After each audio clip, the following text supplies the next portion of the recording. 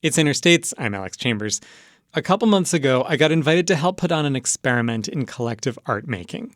I was working with two really smart creative thinkers here on the IU campus. Carmel Curtis is the interim director of the IU Moving Image Archive. She initiated the whole thing. And Linda Tien is the director of the Grunwald Gallery at the Eskenazi School of Art, Architecture, and Design. We put our heads together and invited people to come to the Grunwald Gallery to make film strips without cameras, which is to say we had strips of blank film that they could draw on. While they were making their art, I interviewed 3 people about times in their lives when they resisted the status quo. These weren't like big public shows of resistance. You'll see what I mean. After that, Carmel and her team of film archivists spliced the film together, and we all watched this abstract film that everyone had made together. So in today's episode, we'll hear the interviews. I would play the film for you, but it doesn't really work that well in podcast form. We will put a link on our website, though, so you can watch it yourself. All right, let's get right to my conversations with Amy Olsner, Stephanie Littell, and Ileana Haberman about moments when they changed their lives. We'll start with the introduction I gave at the event. And then stick around after that, because I have some exciting news about the future of arts and culture podcasting in Southern Indiana.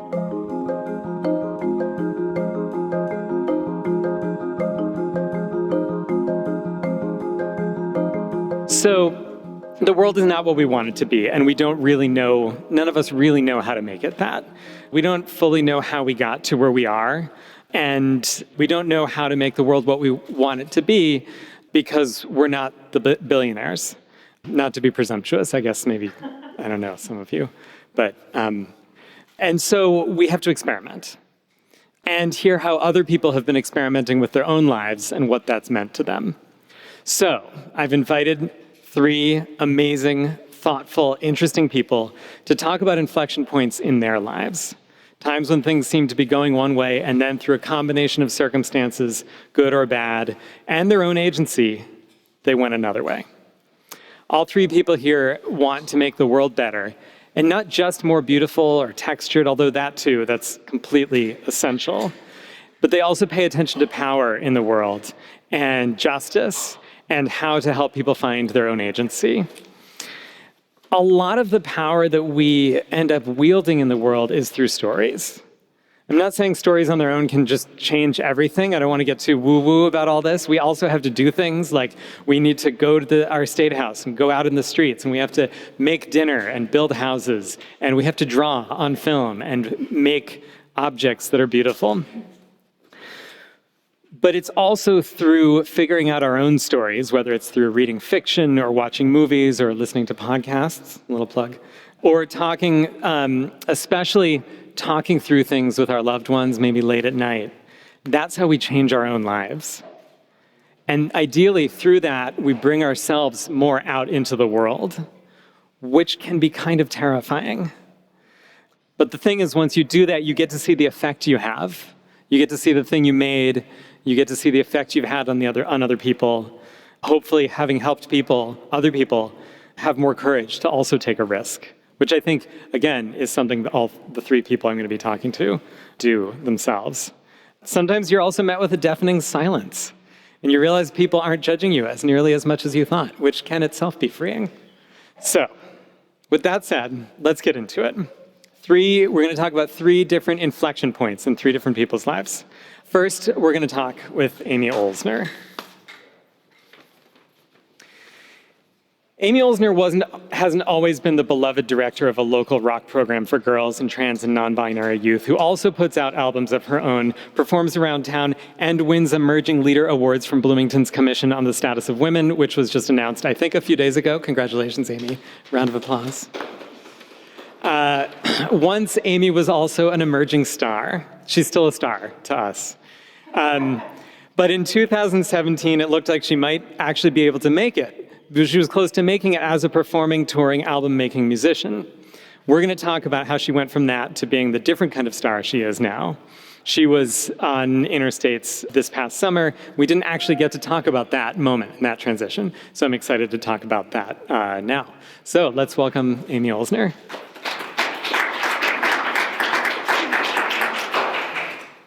Hi, Amy. Hi, it's me, the failed star. I know, as I was reading that, I was like, oh, I hope that doesn't come out that way. But But there's happy with changes it. in directions. But that is what we're talking about. So Thanks for having me. Yeah, so good to see you. So let's start with that moment in 2017. First, let's think about that momentum.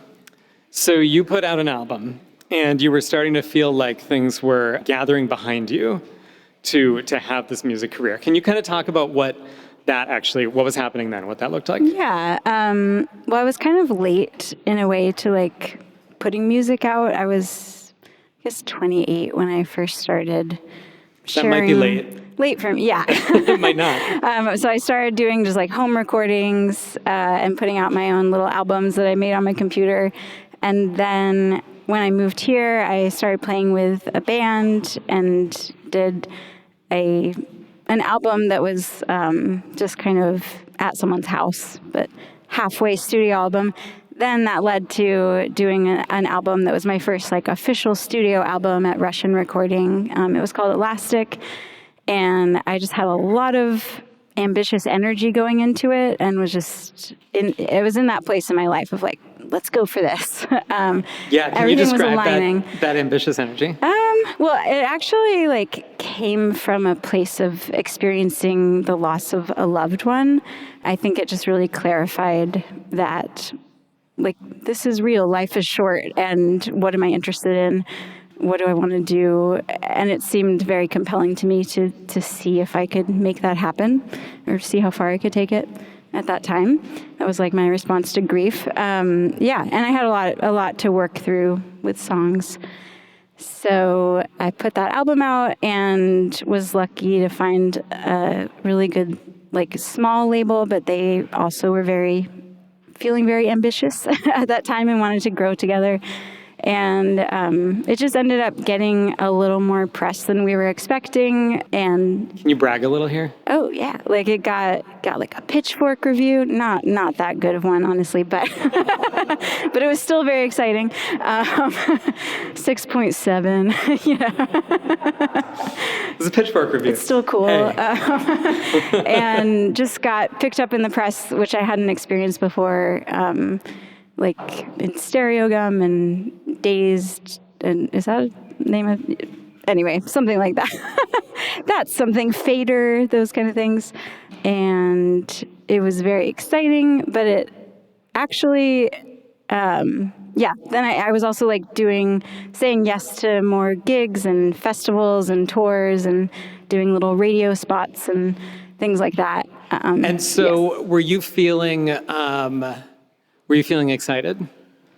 Yeah, I was excited, and I also was getting really anxious because I felt like I was losing control, sort of the direction. Or I felt like I was entering into a very prescribed path, and there was like a sinking feeling in my unconscious that maybe I didn't really fit into that. But I was like trying to deny that as much as I possibly could. And maybe just briefly describe what that narrowing path was that you were excited at first to be on and then was starting to feel more confining. I think just, it's kind of simple. Like I'm a very slow-paced person. I like to move slowly and process slowly. And I think in the music industry, it's like you really have to kind of put your physical and mental health aside and just jump on opportunities, and that's how it goes. And the more you do that, the more things happen. But Chapel Rowan recently was talking about that, like how it really like asks musicians to put their own health aside. And so I was trying to do that, but I think I'm just such a like person that needs a lot of rest and a lot of time, like honestly, to like really be genuinely have the energy for things, and it needs to come from a real place within me. Yeah. So then what happened? Well, then I just had like a health breakdown basically, and yeah, my body was just said no to the whole thing. Like I started experiencing something called burning mouth syndrome, which is it was just like a mysterious constant like burning feeling in my mouth, which is just, it was horrible. And like sore throat all the time, just feeling sick all the time. But I still presented normal and looked normal. And I was really confused about what was happening. Yeah. So you were confused. And then I think more things started to happen. And I'm curious, like, at what point you started to think, oh, there's something going on here. Mm-hmm. Can you talk about that moment of feeling like there's something going on and maybe I need to actually go in a different direction? I don't know if it was an exact moment. I think it was after I played a festival in Cincinnati, and that's when I started to experience like all these symptoms. And I guess it was when I just was really not enjoying it at all, and it didn't feel fun. So it was that lack of enjoyment that was like, I just want to not do this. Yeah. I just knew I needed to like stop for at least 3 months and then see where I was at. Right. Yeah. So you did stop. Mm-hmm. And did that feel like the beginning of a new direction or just a pause? That was just like a healing time, and I figured out what was going on with my health. It was like some Hashimoto's going on and autoimmune stuff, and learned how to like start taking care of myself, and that was very important. And did some processing. Yeah, right. Therapy. Yeah, I mean therapy. Yeah, it's great. So I'm curious about that we're thinking about agency. And I think one of the things that I have found interesting as we've talked about this moment in your life is it feels like a moment when you kind of maybe were feeling like you were losing agency. Yeah, totally. Yeah, I felt like my body was like taking something away, taking my dreams and goals away from me. So it was very frustrating. Yeah. Yeah. Was there grief? Yeah, there was. Yeah, because it was a vision I had for myself. And it was like, oh, I know, like my body is telling me that I'm just not really built for this particular life. In terms of like 100% going for it, I guess. Right, yeah. Right. Yeah. Is there a way now that you think about that differently in terms of agency? Yeah, I totally do. Like now, because that was 8 years ago. So now I realize in retrospect that it just wasn't like what I wanted. And my body was just doing me a favor and like redirecting me. And I was putting so much of my need for validation and like self-worth into that. And that's more where like the dream was coming from.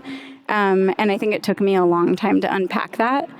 So now I'm like, I don't have that self-worth attached to that. I still love doing music, and I do still do music, but it's just not, I think it's like really important to examine where your goals are coming from sometimes and make sure it's from like really from you and not from other people. Right. What do you feel like that then opened up for you? Well, so it basically then led me to realizing I needed to plan some sort of life that wasn't based around touring, but I still wanted to be engaged with music. And I did have a history of working with girls' rock camps before I lived here, and had always wanted to start one. I'd always worked with kids, so that inspired me to really get going with like being more based here and putting energy into the community and other people, and knowing I wouldn't have to be out like touring, but I could keep having music be a big part of my life. So I started the Girls Rock Camp. Right. And I think what you said to me last time we talked about this was that there was an element of kind of removing like the you. Yeah, I think that I'm actually like turning 40 in a week. So I've been thinking a lot about aging, and I feel like I've just been on this journey of moving away from my own individual goals as leading my life and more into like the community. And I mean, I don't think there's anything wrong with being focused on your own goals or having that as what drives you. But for me, it was like moving towards community efforts as realizing that was what was like really feeding me. And last question, how's that been? It's been great. Yeah? It's great. And I feel really happy with the balance now. And I'm like grateful that I still make music. It's not like that ended. And it's important to me to keep that going. But I feel like now I've like crafted a life that is based on what actually makes me happy and not an idea of what I think success needs to look like. Yeah, beautiful. Yeah, Hey. and still learning. I'm not like, done. You haven't figured it all out yet? No. Okay. Well, you're turning 40 in a week, so you've got some time still. We got the next decade to work on whatever the other things are. Cool. Awesome. Thanks so much, Amy. Thank you.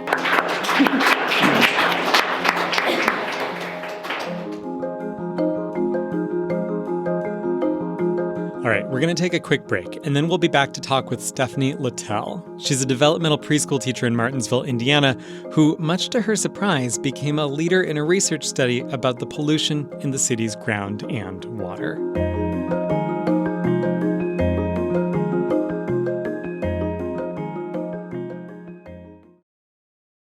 There's a little more background to this story. Stephanie Littell is a developmental preschool teacher at the Smith Fine Arts Academy in Martinsville. She's also the community engagement coordinator with the Martinsville Environmental Community Action Project, or MECAP. There's a little bit of background I want to share here. First, a background about Martinsville. In the 1980s and 90s, Martinsville had multiple businesses and industries that were using tetrachloroethylene, or PCE. It's used for dry cleaning, among other things.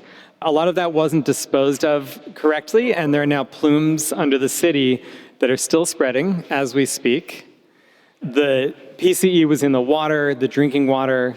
The vapors still intrude into people's basements, as far as we know, right? Is that right? We know tetrachloroethylene is toxic at acute levels. MECAP, the organization that Stephanie is involved with, is working on a study to determine whether PCE is also toxic at low chronic levels. So far, it seems likely. Stephanie didn't see herself as an activist, I think, as the kind of person who would be involved with a group like this out in the community doing this kind of work earlier on. So I want to just give you a little bit of her story as well before I bring her up. She met her husband, her then future husband, Brad, when they were both in college. They weren't at college. He was working at Walmart. They got married.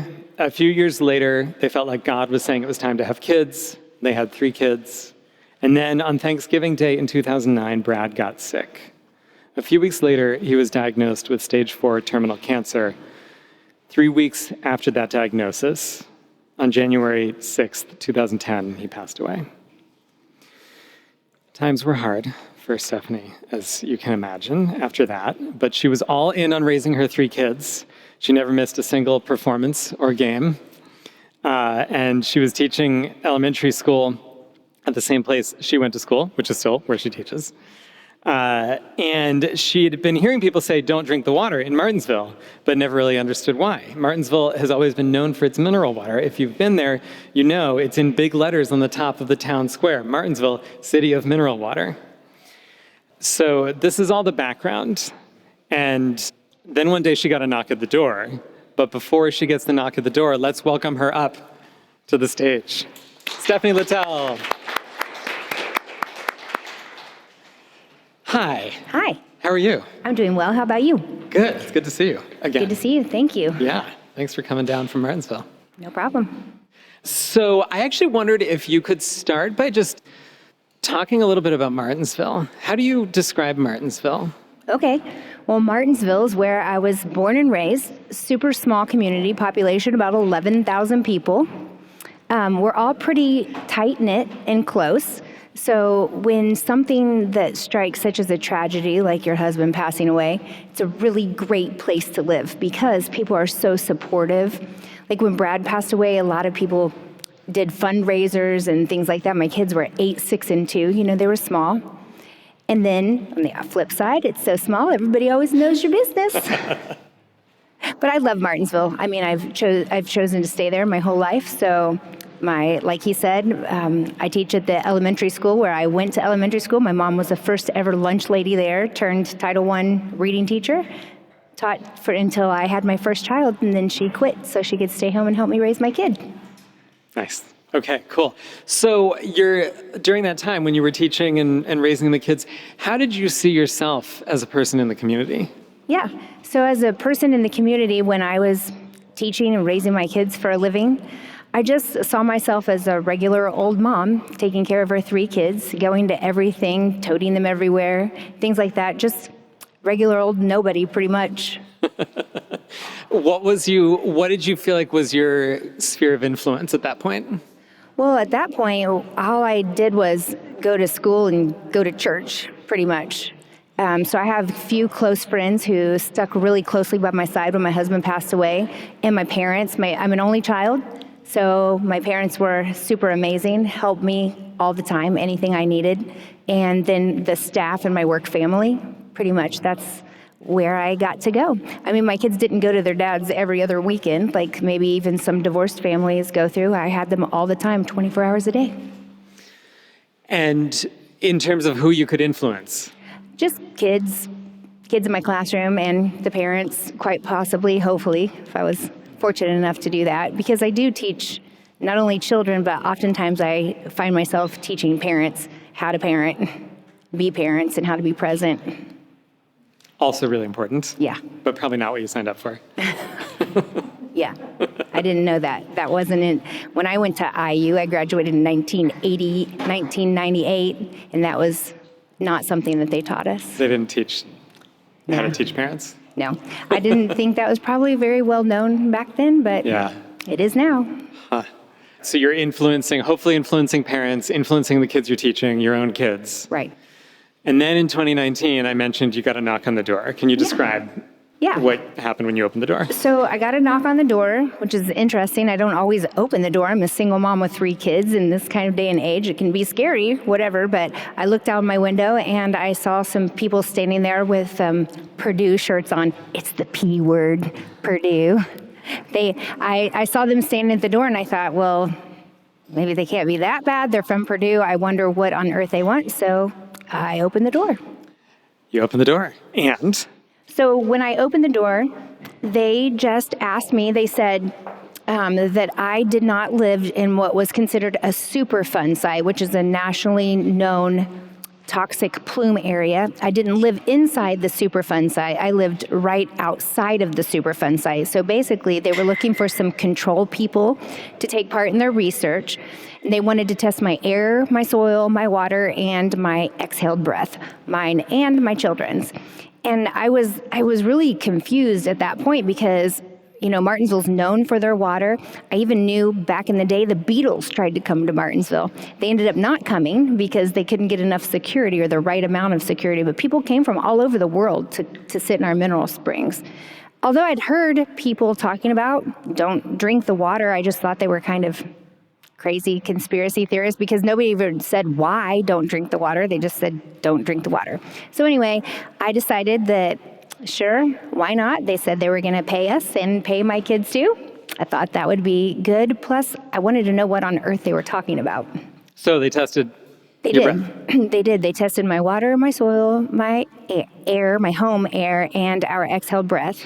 And when we got the results, I was quite shocked to find out that in our exhaled breath, we had a toxic chemical called PCE. So not only did I have PCE, toxic chemical in my breath, but my children all had PCE in their breath.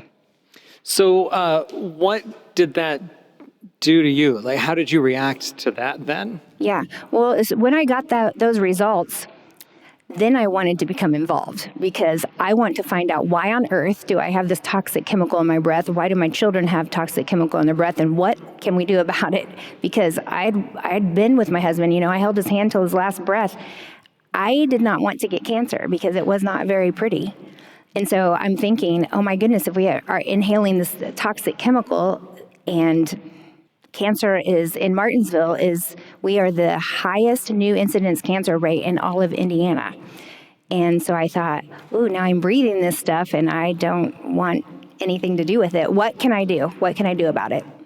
So you got involved with the study. I did. I got involved with the study. Then I got another knock at the door. They've had my information since then because I told them they could recontact me. And I got a call from Hoosier Action, an action group, which I had never heard of because in my personality, I love to fight for my kids. I would do absolutely anything for my kids, my family.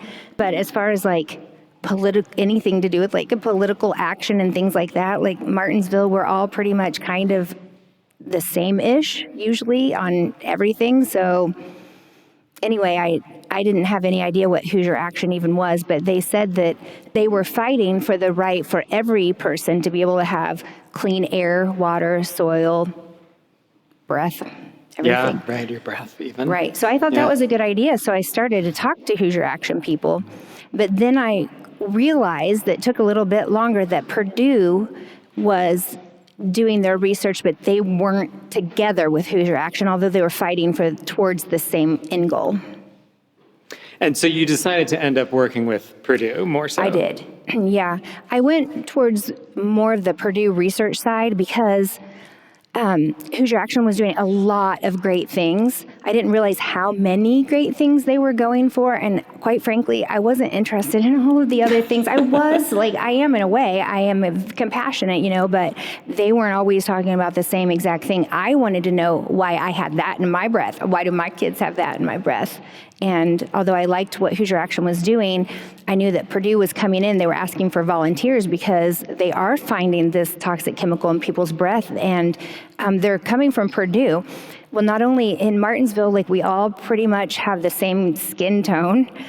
I have researchers from Purdue who are coming in and they are all different. I mean, different countries, different backgrounds. Some people had accents, things like that. And they said they were having a hard time sometimes finding people who would participate in this study.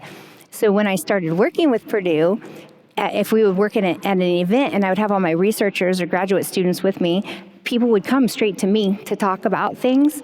And now that they've gotten to know some of our researchers, like I'll watch Dr. Lou, she's our researcher from Purdue. She will walk in and people will hug her, and she's now being known within our community. But at first, people might be a little bit timid of outsiders.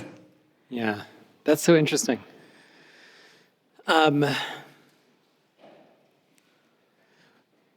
What did you figure out about what you could accomplish at that point? Because you were you're learning about this stuff, but you're also, I think, starting to move through the world differently. Yeah, Is that right? It's definitely the truth. So I didn't realize how big of an impact I could make at all. I mean, I just teach special ed preschool, and I'm a mom. That's what I do for my whole life. That is my entire world. But then when the researchers started coming down, these people are like a genius level. I'm not allowed to say this when I'm around them, but I'm dumber than a box of rocks. And I don't know that I can't even understand half the things they're saying. So basically what they would do is they would explain it to me. Then I would simplify it and be able to tell more people in our community. Because they're so smart, they can't really talk to everybody in our community and people are able to understand it. But I also have no idea what all they're doing. We can't do what they do. They can't find participants and do what I do in the community. So I realized I was pretty much an equal partnership with this group. They needed me. So now not only do my kids need me, but this group needed me to help them find participants. Right. And so you're helping them find participants, and you're also talking to other people too, right? Like political people. Yeah. Yeah, I got to do a lot of things. I've gotten to talk to a lot of state representatives. I've talked to Peggy Mayfield, lives in Martinsville, meetings. I've also gotten to talk to the attorney. She's the state representative from Martinsville. Yes. Yeah. And Rod Bray, who is also a political guy from our hometown. Yep, the Senate pro tem, I think. I get to talk to him. I've talked to... There was a big meeting between the attorney generals who are all fighting for office, and I got to get on there and tell my story, which I got to be honest, I hate my story. I don't want anybody else to have my story, which is why I want to do this, to help prevent other people from having to go through things that I've gone through. But it is kind of cool to be able to tell the stories. Sometimes lawmakers will listen to people's stories as much as they'll listen to some of the data that maybe Dr. Liu will be able to give people. And I also got to ask them some questions like, what is your view? How are you going to help solve this? What are you going to do about it? So it was really interesting. I was in a place I never saw myself in, for sure. Yeah, that was actually kind of what I wanted to ask about to wrap up is how do you see yourself now in the world that's different from before? Yeah, I definitely see myself as a more important and an equal to like researchers, these extremely smart people from all over the world. And then there's little old me. But I know now that I have an influence within my community. And not just in my community, since it's such brand new research, we're basically making a blueprint for other communities who are having the exact same issue that we're having, because there are 53 Superfund sites in Indiana. So we're definitely not the only one, but we have the EPA's attention right now.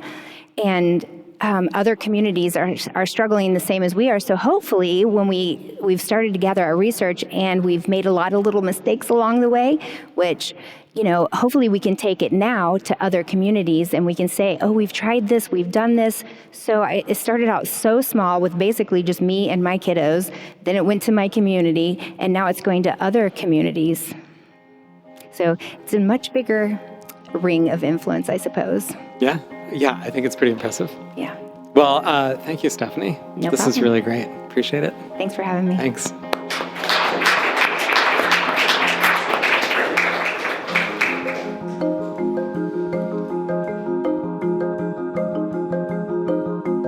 All right, it's time for another break. When we come back, Ileana Haberman almost talks herself out of doing an MFA in studio art.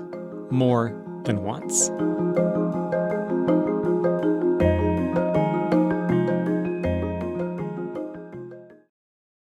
As of the last time Ileana Haberman was on Interstates, which was in early 2022, she was teaching preschool and doing beautiful, thoughtful, artistic embroideries.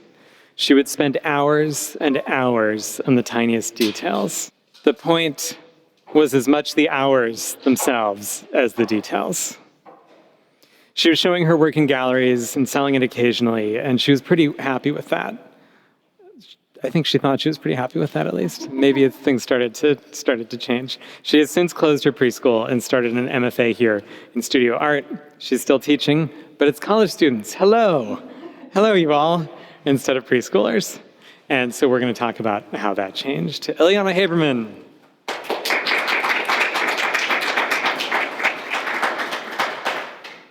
Hi. Hi. How are you? I'm great. Good. It's nice to see you. So tell me a little bit more about than I just said about where you were before the whole change happened.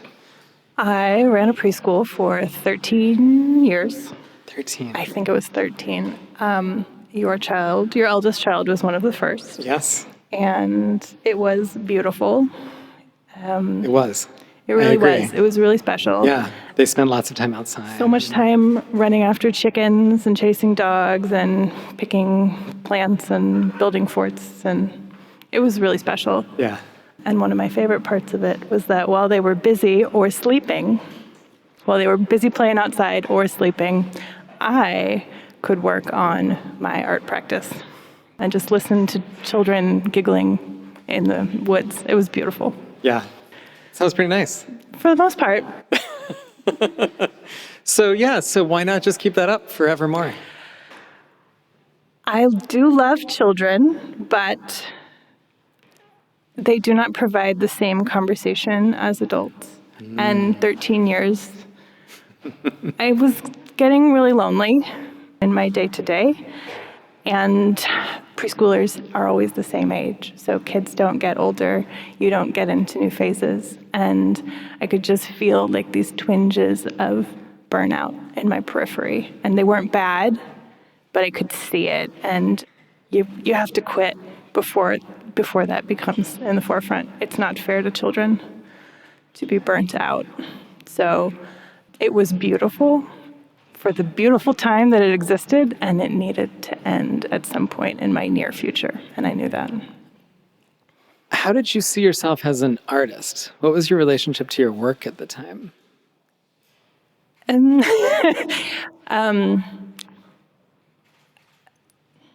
only way I can think to answer that is that it's not really based on a choice. It is a need. It is a compulsive need in order to be a healthy human mentally. So I guess I wasn't so concerned with where the art went, more that I was making it. Yeah. Okay. So, well, on that level, so you're making it and you're also sort of starting to feel that burnout. And then I think you drove someone somewhere. I did. I had a big day. Yeah. It was in June of 2023, and I was driving my friend Wendy to her friend Melanie's house. And Melanie is a sculpture instructor here. And so I dropped Wendy off. And you knew Melanie. I did. I knew her, and I thought she was very cool, but I didn't know her well. But well enough that I would get out of the car and say hello. Good. Because she is so cool. And so I got out of the car, and we were chatting, and she was asking me about what was going on with me artistically, because she also knew that I made art, and she watched me hem and haw, probably as I'm doing now, like very unconfidently talking about what I'm doing and why I'm doing it and where I want it to go. And she just stared me down and said, "Come work with us. Get an MFA. You'll learn to talk about your art." So here I am. So I did here you it. are. Well, we'll come back to whether you've learned to talk about your art. I want to come back to that question. But okay, so here you are. But what was your reaction when she said that? Oh, yeah. I kind of quickly ran away, got in my car, burst into tears, and then drove home just crying because it felt like so obvious that that's what I should be doing, and that this was the thing that would make me really happy in leaving this thing that was really hard to leave because it was good, but it was time. But it was time, right? Yeah. Okay. Can you also talk about the application process? Oh, it's terrible. Well, I don't so much mean like what it's like to like can you describe the form for all of us to experience the bureaucracy of it? I mean like how you were feeling as you applied and were maybe excited to be coming and then maybe not. Well, the process takes a very long time. So I had this conversation in June, and the application is due in December, and then you find out the following late winter, which is too long for my heart to manage. And so I put everything in. I was very confident. Melanie told me to do this. I'm going to do it. Obviously, I'm going to go to grad school next year. And then, week one of turning them in, I thought, well, there's no way anyone's going to want me. So I'm absolutely not getting in. So never mind. I don't actually want any of that. I'm never going to grad school. It's a terrible idea. Terrible idea. Don't want it. Don't even want it. And then I got an email that said, we'd like you to come to grad school. And then I had a panic attack and I had to call my sister. And I said, I don't want to go. This is a terrible idea. But I'm here. So clearly I did change my mind. She just said, don't make any decisions today. And I didn't. I waited probably 3 days. And then I felt much better. And I do not regret my decision in the least. But there was a little bit of, this was a bad idea. I'm not going. So. And was there some fear? Yes, this is very vulnerable and scary. Like even this moment. I know. Here we are. I feel that way too. Yeah, it's scary, and I am pretty committed to trying to be vulnerable, and that is easier when it's just me and my art on the couch, and then the occasional show. But it's all the time here. So, and I knew it would be. I knew that I would have to be willing to be vulnerable way more often, and that's terrifying. But it's worth it. Yeah, so how's it been? It's great. I love it so much. It's really stressful. This has been a very hard spring, and yet every day that I walk into the building, which has my studio in it, the annex, I am so happy that I get to do this every day. I am a little bit in disbelief that this is what I get to do for 3 years. Even when I am losing all of my mental health coping strategies, trying to get stuff done, it's fun. It's all fun. And I love the people I get to work with. Yet and they're adults. They have really much more interesting conversations. Not to say the kids don't. Like, there are really, really amazing things that children say that I will never forget that I got to witness. But it is a very different kind of conversation, and I was really ready for it. So in those conversations or in the classes or in other aspects of it, do you feel like how you think about your work has changed and how you talk about it has changed? I'm not yet very confident in how to talk about it, which might a little bit be my personality. Maybe not, we'll see. But the work has changed a lot, in large part because we have facilities and big studios, and why not just dream really big? So at least it's my first year, so I think there seems to be a trend where for the first year everyone makes really big stuff.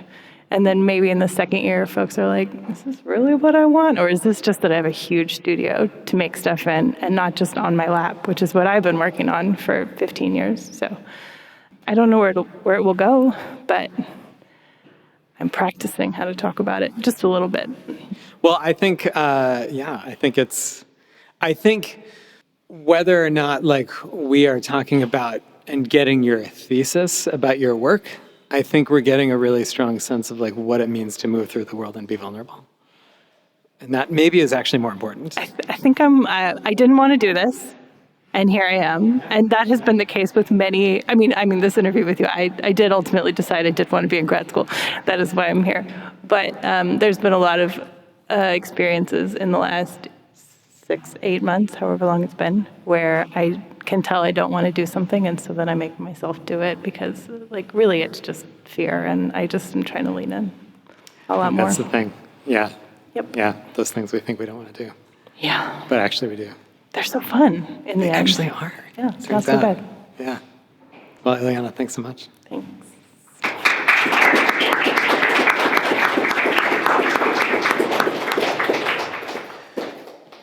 Thank you all for listening to this experiment. And now I would encourage you all to go also be vulnerable, make some stuff, try some stuff out. Thanks so much. Make art. Yeah.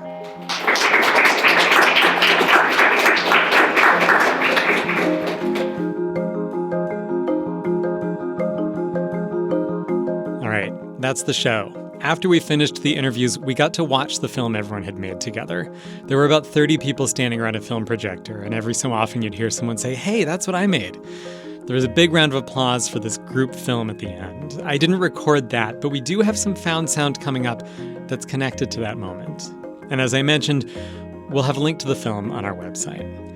I've got that announcement I mentioned at the beginning that's coming up, but first I want to give a huge thanks to Carmel Curtis of the IU Moving Image Archive for dreaming this whole thing up and inviting me to be a part of it, and to Linda Tien, director of the Grunwald Gallery, as well as the Grunwald's program director Ryan Farley for curating such a welcoming space for everyone, including some delicious food.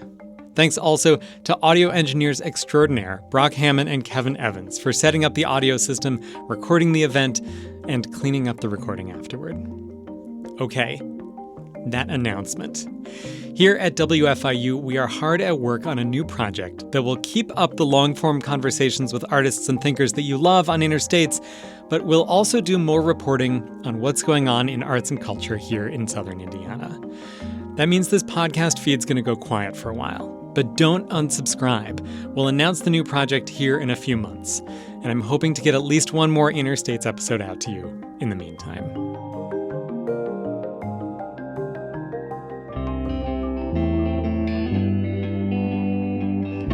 As always, Interstates is produced and edited by me, Alex Chambers. Our associate producer is Dom Hyab. Our master of social media is Jillian Blackburn. We get support from Eobon Binder, Luann Johnson, Sam Schemenauer, Peyton Whaley, and Kate Young. Our executive producer is Eric Bolstridge. Our theme song is by Amy Olsner and Justin Vollmer, and we have additional music from the artists at Universal Production Music. All right, time for our quick moment of slow radio.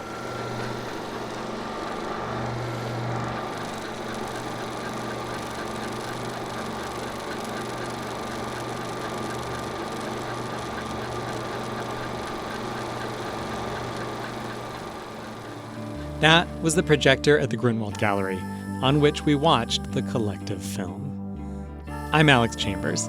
Thank you so much for listening.